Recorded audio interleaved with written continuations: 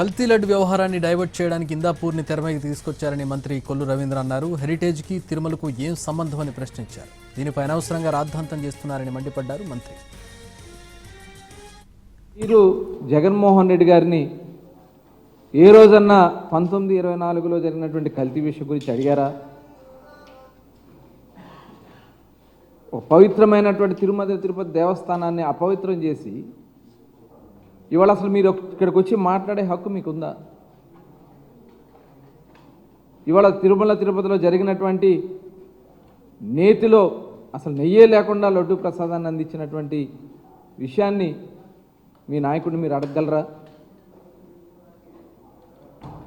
జగన్మోహన్ రెడ్డి గారి గల్లాన్ని పట్టుకుని మీరు అడగగలరా? ఇవాళ వాళ్ళ దోపిడీ కోసం, స్వార్థ రాజకీయాల కోసం, వాళ్ళు చేసినటువంటి దోపిడీని కప్పిపుచ్చుకోవడం కోసం ఇవాళ హెరిటేజ్ సంస్థను తీసుకొచ్చి శాసన మండలిలో చేసినటువంటి రాద్ధాంతం.